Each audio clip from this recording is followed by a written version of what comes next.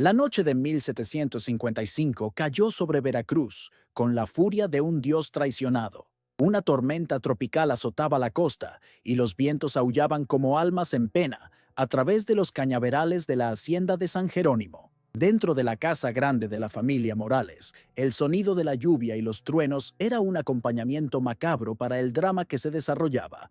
De repente, un grito agudo, humano y lleno de agonía, rasgó el estruendo de la tormenta. No fue el sonido de un esclavo siendo castigado, sino algo más íntimo, más impactante. Fue el sonido de una dinastía comenzando a derrumbarse, el primer grito de una tragedia que mancharía el nombre de los Morales para siempre. En el salón principal, una escena de horror clásico estaba congelada en el tiempo. El mármol español, normalmente pulido al punto de reflejar la luz de los candelabros, estaba ahora manchado por un charco creciente de sangre carmesí. En el centro de este yacía el cuerpo de Mateo Morales, el hijo menor, con los ojos abiertos y fijos en el techo, una expresión de sorpresa grabada para siempre en su joven rostro. La vida lo había abandonado de forma violenta, dejando atrás solo el cascarón de un poeta cuya última estrofa había sido escrita con acero. El aire en la sala estaba pesado, denso con el olor a ozono de la tormenta y el hedor metálico e inconfundible de la muerte. Sobre el cuerpo, como una estatua de furia y desesperación, estaba su hermano mayor, Javier. El heredero de la fortuna Morales jadeaba, el pecho subiendo y bajando en espasmos. En su mano derecha, la hoja de su espada goteaba lentamente la sangre de su propio hermano. Sus ropas de lino fino estaban desaliñadas, su cabello pegado a la frente sudorosa, pero el verdadero horror estaba en sus ojos. No había el brillo del triunfo, ni la satisfacción de la venganza. Solo había un vacío aterrador, el abismo de un hombre que acababa de cometer el pecado más antiguo y profano de la humanidad, y al hacerlo, había matado una parte de sí mismo. Había vencido, y la victoria lo había destruido. Acurrucada cerca de una puerta, casi fundiéndose con las sombras, estaba la causa de todo: Elena, una joven esclava cuya belleza era tan notable como precaria era su situación. Observaba la escena con los ojos desorbitados de puro terror. Sus manos cubrían su boca para ahogar un sollozo, y las lágrimas corrían silenciosamente por su rostro. No era una espectadora pasiva. Era el epicentro del terremoto que había derribado los dos pilares de la casa Morales. En sus ojos se veía el peso de un amor que había inspirado bondad en un hermano y un odio asesino en el otro. Ella era el premio por el que habían luchado, y ahora era la única testigo viva del terrible costo de esa batalla. En ese exacto momento, las puertas del salón se abrieron con violencia. Don Ricardo Morales, el patriarca, una figura imponente cuya presencia normalmente comandaba respeto y miedo, entró en la sala, atraído por el grito. Sus ojos, acostumbrados a inspeccionar sus dominios con orgullo, barrieron la escena, pasaron por la esclava aterrorizada, se posaron en su hijo mayor, jadeante y armado, y finalmente cayeron sobre la figura inmóvil en el suelo. El cerebro del viejo patriarca tardó un segundo en procesar lo impensable. La comprensión lo golpeó no como un pensamiento, sino como un golpe físico, haciéndolo tambalearse hacia atrás, mientras un sonido gutural de negación escapaba de sus labios. El mundo de don Ricardo se derrumbó en ese instante. Un hijo muerto a manos del otro, el heredero convertido en asesino, el linaje, el honor, el nombre de los Morales, todo por lo que había trabajado y luchado toda su vida, estaba muriendo allí mismo, ahogándose en la sangre de Mateo en el suelo de su propia casa. La tormenta de afuera no era nada comparada con la que acababa de abatirse sobre su familia, una tormenta que no tendría fin. Cómo el amor de dos hermanos se transformó en un odio capaz de fratricidio. Esta fue la noche en que la sangre de un hermano manchó el nombre de los Morales para siempre. Suscríbete para descubrir la rivalidad, los celos y la pasión que llevaron a esta destrucción. La hacienda de San Jerónimo era el corazón del imperio de los Morales, un reino de caña de azúcar y sufrimiento en las afueras de Veracruz, en 1755. La ciudad portuaria, la más importante de México, era una olla a presión de riqueza, poder e intriga. Navíos llegaban diariamente de España, trayendo sedas, vinos y nobles arrogantes, y partían cargados de plata y azúcar, la dulce riqueza extraída del sudor y la sangre de cientos de esclavos. El aire era pesado, una mezcla de humedad tropical, el olor a melaza fermentando y la hipocresía de una sociedad que construía iglesias opulentas mientras practicaba las más viles crueldades a puertas cerradas. El honor de una familia lo era todo, una fachada frágil que podía romperse por el más mínimo de los escándalos. En este mundo, la familia Morales reinaba suprema. El patriarca, don Ricardo, era un hombre forjado en la ambición, que había transformado una modesta plantación en un imperio comercial.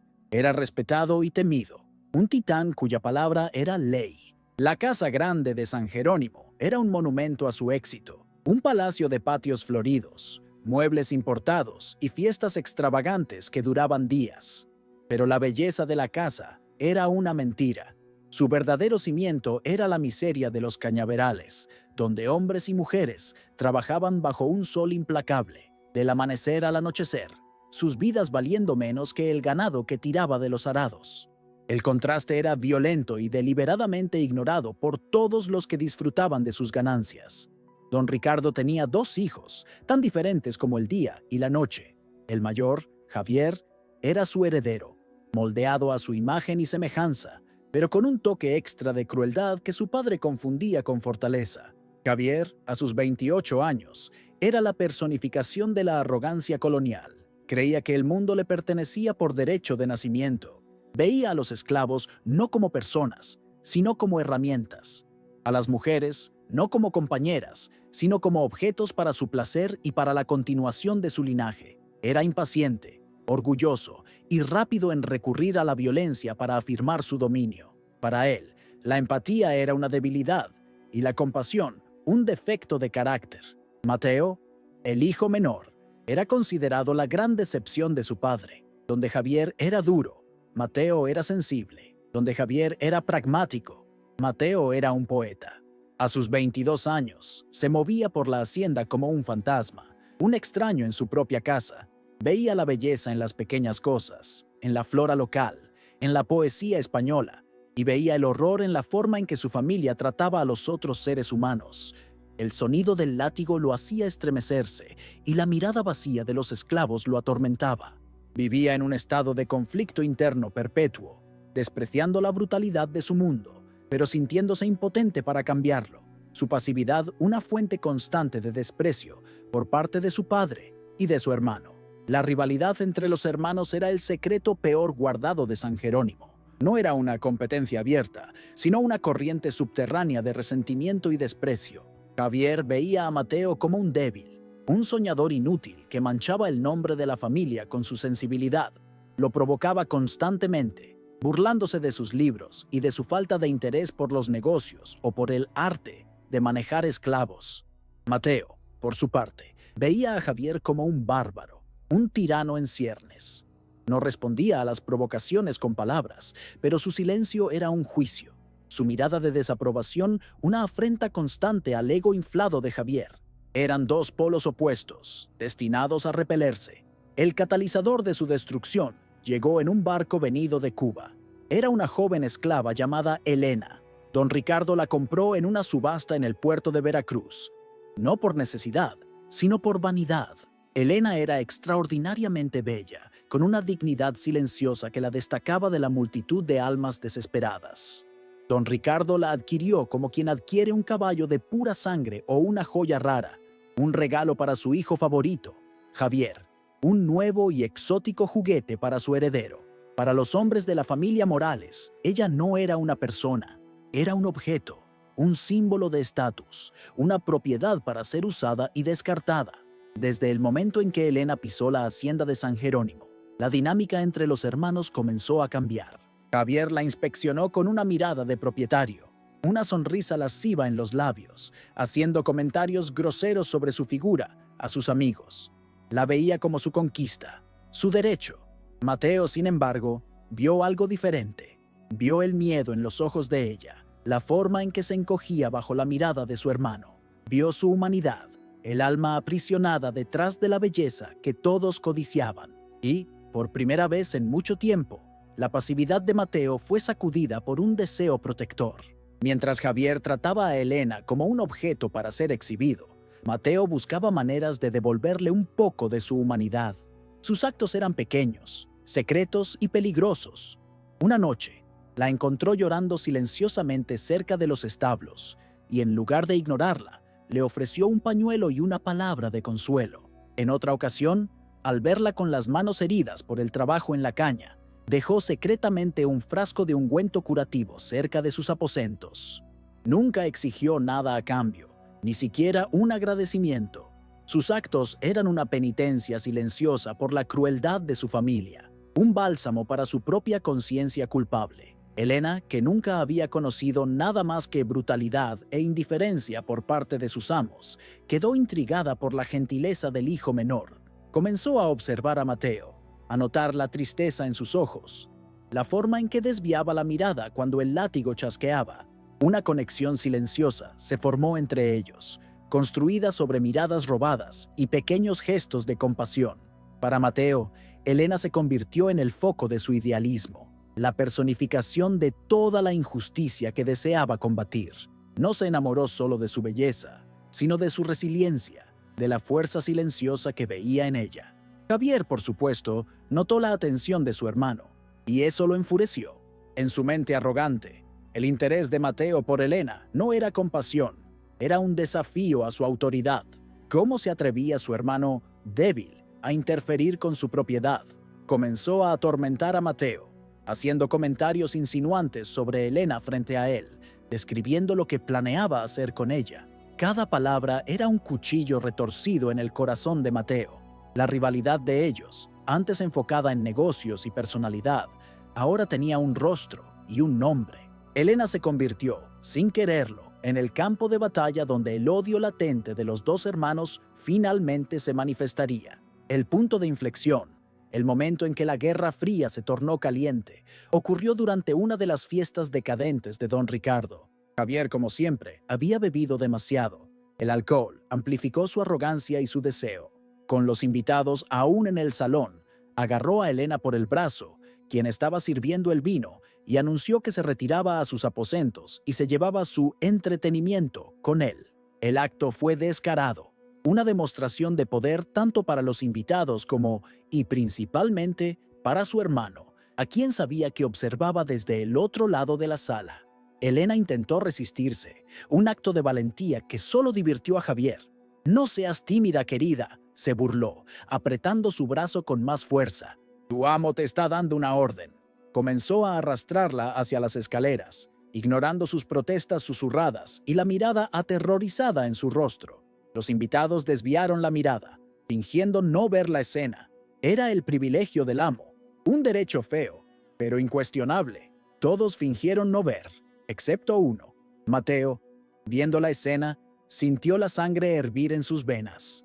La pasividad que lo había definido toda su vida, finalmente se rompió. «Suéltala, Javier». La voz de Mateo cortó la atmósfera del salón. Era baja, pero cargada de una autoridad que nadie le había oído jamás. Javier se detuvo y se giró, una sonrisa de escarnio en su rostro. «Vaya, vaya, ¿el poeta decidió encontrar su voz? Vuelve a tus libros, hermanito. Este asunto no te concierne». «Dije que la sueltes», repitió Mateo, caminando hacia ellos, su cuerpo tenso como la cuerda de un arco. Por primera vez, Javier vio una amenaza real en los ojos de su hermano, y eso lo enfureció aún más. «Es mía», gruñó Javier, empujando a Elena a un lado y encarando a Mateo. «Comprada y pagada. Hago lo que quiero con ella». «No es un objeto», respondió Mateo, deteniéndose a pocos centímetros de él. «Es una persona, y no la vas a tocar». La audacia de la declaración hizo que Javier explotara. Ciego por la rabia y el alcohol, lanzó un puñetazo al rostro de Mateo. El golpe, pesado y torpe, tomó a Mateo por sorpresa, haciéndolo tambalearse hacia atrás. El salón quedó en silencio. La primera violencia física entre los herederos de la casa Morales había sido cometida. Mateo se recuperó, con el sabor de la sangre en la boca. El dolor, en lugar de intimidarlo, lo incendió con una furia justa. Se abalanzó sobre Javier, y los dos hermanos cayeron al suelo en una pelea torpe y brutal, rodando entre las piernas de los horrorizados invitados. No era un duelo de espadas, sino una explosión de odio primigenio. Se intercambiaron puñetazos, se gritaron insultos. Fue necesario que varios criados y el propio don Ricardo intervinieran para separarlos. Fueron arrancados el uno del otro, jadeantes, con las ropas rasgadas y los rostros marcados. La fiesta había terminado. La guerra había comenzado. Esa noche, la rivalidad silenciosa entre los hermanos murió y fue reemplazada por un odio declarado. Javier, humillado públicamente por haber sido desafiado y forzado a una pelea indigna, juró venganza. No solo quería a Elena, ahora quería destruir a Mateo por atreverse a interponerse en su camino. Mateo, por su parte, entendió que ya no había vuelta atrás. Proteger a Elena ya no era una cuestión de pequeños actos de bondad. Tendría que luchar por ella, por su libertad, y eso significaba luchar contra su propia familia. La colisión era inevitable, y el camino por delante estaba pavimentado con la certeza de la tragedia. El plan para salvar a Elena estaba trazado, pero el peligro era inmenso. ¿Crees que logrará liberarla? Comenta tu predicción, deja un like si estás de su lado y sigue viendo para presenciar el clímax de esta historia. En las semanas que siguieron a la pelea, Mateo actuó con la desesperación de un hombre acorralado. Sabía que la bondad no sería suficiente para salvar a Elena. Necesitaba poder, y el único poder que su familia respetaba era el dinero. Secretamente, vendió todo lo que tenía de valor: una colección de libros raros heredada de su madre, un reloj de plata de su abuelo, incluso sus caballos de montar. Reunió una pequeña fortuna, suficiente para comprar la carta de manumisión de Elena y para que pudieran empezar de nuevo en algún lugar lejano, tal vez en la California española o incluso en Europa. El plan era arriesgado, pero la alternativa, dejar a Elena a merced de la crueldad de Javier, era impensable. La noche de la fuga fue elegida meticulosamente, la misma noche de la tormenta, cuyas nubes y ruido servirían para enmascarar sus movimientos. Mientras Mateo hacía los preparativos finales, escondiendo el saco de monedas de oro en su ropa, Javier, consumido por la sospecha desde la humillación pública, no descansaba. Observaba a su hermano, notando su agitación, su venta de bienes. Movido por una certeza celosa, forzó la entrada en el despacho de Mateo. No necesitó buscar mucho. Sobre el escritorio, una carta inacabada para un amigo, detallando sus esperanzas de una nueva vida con la mujer que amaba. Yacía junto a un mapa con una ruta de escape marcada. La traición, en su mente, era absoluta. Una furia fría y asesina se apoderó de Javier. Esto ya no era una cuestión de humillación o rivalidad, era una cuestión de robo. Su hermano no solo lo estaba desafiando, estaba intentando robar su propiedad, su derecho. No alertó a su padre, no llamó a los guardias. Esta era una ofensa que exigía una retribución personal. Fue hasta la pared de su propia habitación, donde las espadas de la familia se exhibían como trofeos. Eligió la suya, una pesada tizona, forjada en Toledo, su hoja brillando con una promesa de muerte. Con pasos silenciosos y deliberados, bajó las escaleras, moviéndose por la casa oscura como un depredador cazando a su presa. Mateo esperaba en el gran salón, el punto de encuentro acordado con Elena. Miraba hacia las puertas que daban al jardín, su corazón una mezcla de miedo y esperanza. Con cada relámpago, las sombras en la sala danzaban. Fue en uno de esos destellos que lo vio. Javier estaba parado al otro lado del salón, bloqueando la salida, la espada en su mano capturando la luz de la tormenta. El rostro de su hermano era una máscara de odio irreconocible. ¿A dónde crees que vas, ladrón? La voz de Javier era baja, casi un gruñido. Mateo, instintivamente, llevó la mano a la empuñadura de su propia espada, una pieza más ligera y decorativa. El duelo que siempre había temido había llegado. Javier no esperó una respuesta. Con un grito de furia, atacó. El choque del acero resonó por el salón, más fuerte que los truenos de afuera. La diferencia entre los dos fue inmediatamente aparente. Javier luchaba con una brutalidad eficiente. Sus golpes eran poderosos, diseñados para matar. Mateo, un espadachín por obligación y no por pasión, luchaba a la defensiva. Sus movimientos eran más gráciles, pero carecían de la intención asesina de su hermano. Paraba los golpes, retrocedía, intentando desesperadamente encontrar una manera de calmar la furia que lo confrontaba, pero era como tratar de detener una avalancha con las propias manos. «Javier, por favor», gritó Mateo, su voz casi perdida en el sonido de la batalla. «Esto es una locura. Ella no te pertenece. Podemos resolver esto de otra forma». Pero sus palabras eran combustible para el fuego de Javier. «Es mía. Y tú, mi débil y traidor hermano, intentaste robármela. Has deshonrado nuestro nombre». Para Javier, la lógica ya no existía. La lucha no era por Elena, era por su propio ego herido, por años de resentimiento acumulado, por la humillación de haber sido menospreciado, en su visión, por alguien a quien consideraba inferior a sí mismo. Ya no veía a su hermano, solo a un ladrón que necesitaba ser erradicado. La habilidad y la furia de Javier eran una combinación letal. Presionó el ataque, forzando a Mateo a retroceder hacia el centro de la sala. Con una finta rápida, engañó la defensa de Mateo y con un movimiento poderoso de su hoja, atrapó la espada más ligera de su hermano. Con un giro de muñeca, el arma de Mateo fue arrancada de su mano, volando por el aire y cayendo con un estruendo metálico a varios metros de distancia. Mateo quedó expuesto, desarmado, jadeante, mirando la punta afilada de la espada de su hermano, que ahora estaba apuntada directamente a su corazón. El duelo había terminado. La ejecución estaba a punto de comenzar. Por un instante, el tiempo pareció congelarse. Los dos hermanos se miraron. En el rostro de Mateo había miedo, pero también una profunda tristeza por la criatura en la que se había convertido su hermano. En el rostro de Javier, la furia luchaba contra una vacilación casi imperceptible. Un relámpago iluminó la sala, revelando el conflicto en su alma, pero el veneno del orgullo era más fuerte que cualquier lazo de sangre. Con un rugido que pareció venir de las profundidades del infierno, superó su vacilación y embistió, clavando la hoja de acero toledano en el pecho de su hermano menor. Mateo cayó de rodillas, un sonido de sorpresa y dolor escapando de sus labios. La sangre comenzó a brotar de su camisa blanca, una flor terrible abriéndose en su pecho. Elena, que observaba la escena paralizada de horror desde las sombras, soltó un grito ahogado y corrió en su dirección, pero se detuvo, aterrorizada por la presencia de Javier. Mateo ignoró a su asesino. Sus ojos, que ya comenzaban a perder el brillo de la vida, encontraron los de Elena. Con su último aliento, le dio el regalo final, la llave de su supervivencia. «El oro», susurró, «bajo la tabla. Mi despacho. Huye, Elena. Vive». El cuerpo de Mateo se desplomó de lado, finalmente inmóvil. Un trueno particularmente violento sacudió la casa, como si el cielo mismo llorara por el acto profano que acababa de cometerse. Javier se quedó quieto, la espada aún en la mano, la sangre de su hermano goteando de la punta.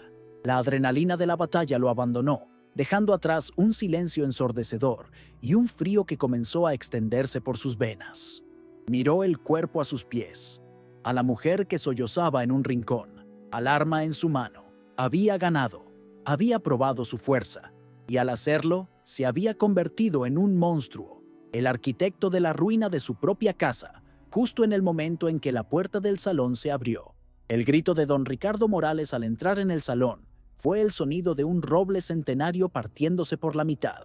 El hombre que construyó un imperio con puños de hierro y una voluntad inquebrantable se derrumbó ante la visión de su legado destruido. Se tambaleó hacia dentro de la sala, sus ojos pasando por el hijo asesino y la esclava aterrorizada, fijándose solo en la imagen de Mateo, su hijo menor, yaciendo en su propia sangre. Cayó de rodillas junto al cuerpo, un gesto de debilidad que nadie le había visto hacer jamás.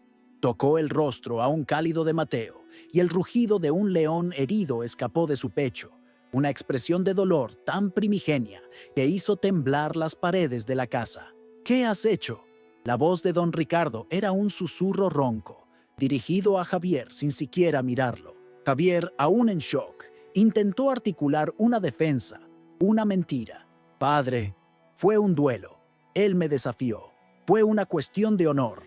Pero las palabras sonaron huecas y falsas en el silencio que siguió al grito del padre. Don Ricardo finalmente alzó la vista, y el desprecio y el dolor en sus ojos eran tan intensos que Javier retrocedió.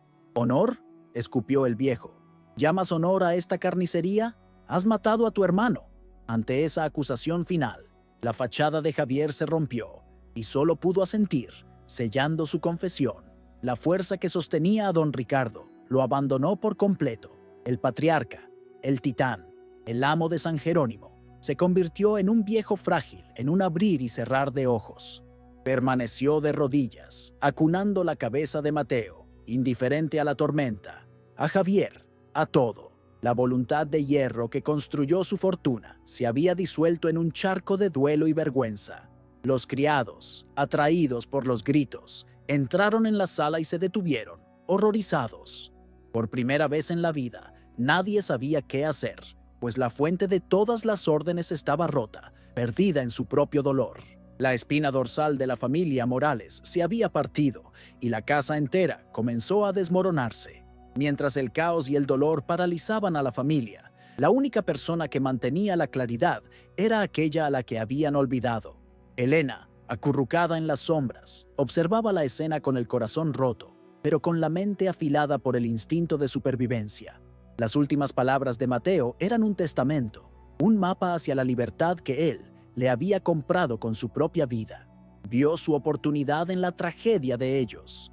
Mientras todos los ojos estaban fijos en el drama entre padre e hijo, mientras los criados corrían sin rumbo, ella se volvió invisible. El dolor de su pérdida era inmenso, pero el regalo de Mateo exigía que actuara, que viviera. Con el corazón martilleando en el pecho, Elena se deslizó fuera del salón.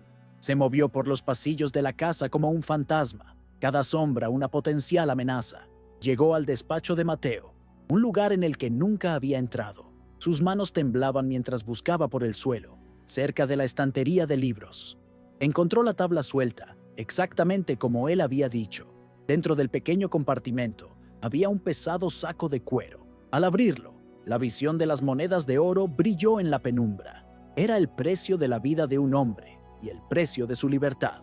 Agarrando el saco, no miró hacia atrás. Cada segundo contaba. No huyó por las puertas principales, sino por una salida trasera que daba a las cocinas. La tormenta de afuera era su aliada. La lluvia torrencial y la oscuridad profunda la engulleron en el momento en que pisó el exterior. El ruido del viento ahogaba el sonido de sus pasos mientras corría, no hacia los caminos, sino a través de los cañaverales, el terreno que conocía tan bien. La misma tormenta que sirvió de banda sonora para el asesinato de Mateo, ahora era el manto que ocultaba su huida, lavando sus huellas, borrando su presencia de aquel lugar maldito. Corría hacia un futuro incierto, cargando el último regalo de su amor. De vuelta en la casa grande, la noche fue consumida por una conspiración febril. El honor de la familia debía salvarse a cualquier costo. Don Ricardo, sacado de su letargo por sus consejeros más cercanos, aceptó el plan. La historia oficial fue forjada. La hacienda de San Jerónimo había sido atacada por bandidos durante la tormenta. Mateo, valientemente, los había enfrentado para defender la casa y había muerto en el enfrentamiento. Javier, el héroe, había logrado luchar y ahuyentar a los agresores. Era una historia frágil, llena de agujeros, pero era la única que tenían para proteger el nombre de los Morales del escándalo final del fratricidio. Pero las paredes de las grandes casas tienen oídos, y la verdad, incluso distorsionada, tiene una forma de filtrarse. Los criados que vieron la escena, que limpiaron la sangre, que oyeron los gritos, comenzaron a susurrar. Los susurros se convirtieron en chismes en el puerto de Veracruz. La historia oficial nunca fue creída del todo. La gente miraba a Javier con una nueva sospecha. Él era el héroe que había salvado la casa, pero ¿por qué sus ojos estaban tan vacíos? ¿Por qué don Ricardo parecía haber envejecido décadas en una sola noche? La mancha en el nombre de los Morales, aunque invisible, ya estaba allí. Una podredumbre que comenzaba a extenderse bajo la superficie de su impecable reputación. El funeral de Mateo Morales fue el evento más hipócrita en la historia de Veracruz. La catedral estaba abarrotada de la élite colonial, todos vestidos de luto solemne para rendir homenaje al joven héroe. Don Ricardo, una figura envejecida y gris, apenas podía mantenerse en pie, su duelo la única emoción genuina en toda la ceremonia. A su lado, Javier desempeñaba el papel de su vida.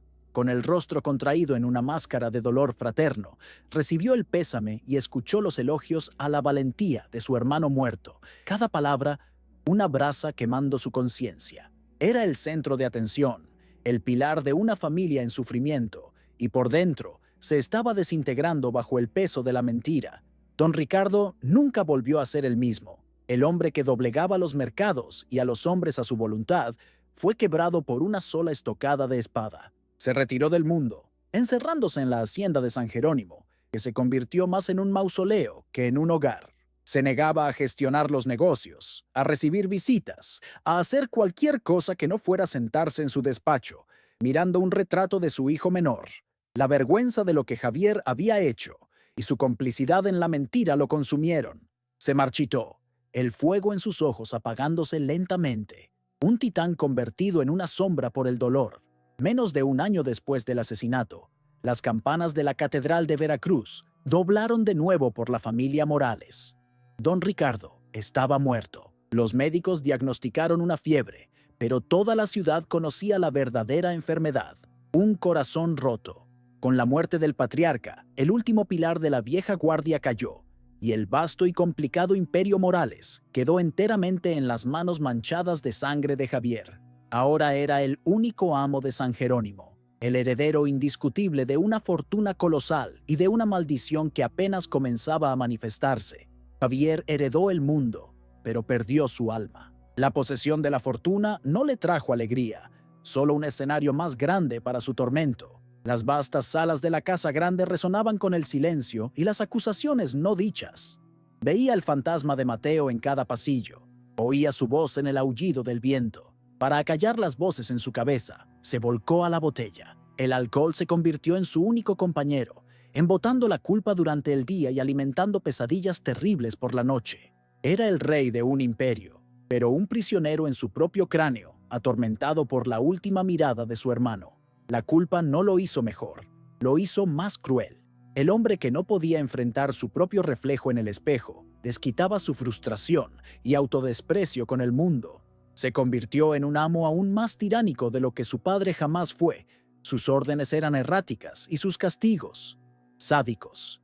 En los negocios, su mente, antes aguda, ahora estaba embotada por el alcohol. Tomaba decisiones impulsivas, insultaba a socios comerciales y descuidaba contratos. El imperio, construido sobre décadas de trabajo meticuloso, comenzó a presentar grietas bajo la gestión de un hombre que estaba en guerra consigo mismo. La caída de la Casa Morales fue lenta, pero inexorable. A lo largo de la siguiente década, la fortuna que parecía inagotable fue drenándose. Se hipotecaron tierras para pagar deudas de juego, se perdieron negocios lucrativos por pura negligencia, y la reputación de la familia, ya manchada por rumores, fue completamente destruida por la incompetencia de Javier. Él presidió la ruina de su propio legado, vendiendo pedazos del imperio para financiar su vicio y su aislamiento. La gran dinastía de Veracruz estaba muriendo, no por un ataque externo, sino por una enfermedad que había comenzado en el corazón de un hijo celoso. La propia hacienda de San Jerónimo se convirtió en un espejo de la decadencia de la familia. Los jardines, antes impecablemente cuidados, fueron invadidos por la maleza. La pintura de la Casa Grande se descascaró y las ventanas se rompieron sin ser reparadas. La opulencia dio paso a un aire de abandono y podredumbre. Javier vivió sus últimos años como un ermitaño en su palacio en ruinas. Un hombre gordo y enfermo, atormentado por delirios. Murió solo, en medio del polvo y los fantasmas de su propia creación, el último y patético vestigio de un linaje poderoso. Y en cuanto a Elena, la mujer que fue la catalizadora involuntaria de toda la tragedia, nadie en Veracruz la vio jamás de nuevo. Con el oro manchado de sangre que Mateo le había dado, compró su libertad. La transacción se hizo a través de un abogado, y con la familia Morales distraída por su propia implosión, los papeles se firmaron sin cuestionamientos.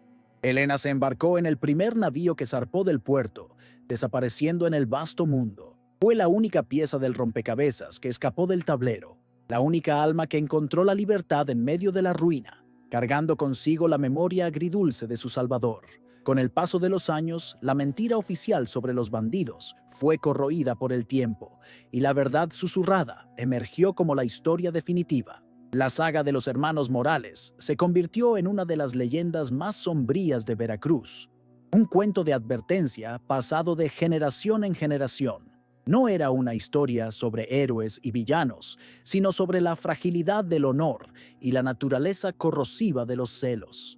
Era un recordatorio de que las más grandes familias podían ser destruidas no por enemigos, sino por los secretos y pecados que cultivaban dentro de sus propias paredes. La moraleja de la leyenda era terriblemente clara, y era en ella donde residía su poder duradero. La tragedia no ocurrió porque dos hermanos amaran a la misma mujer. Ocurrió porque uno de esos hermanos, Javier, era incapaz de amar. No veía en Elena a una persona, sino a un objeto, un premio que validaría su estatus. Su necesidad de poseer, su furia al ser robado, fue lo que lo llevó a matar.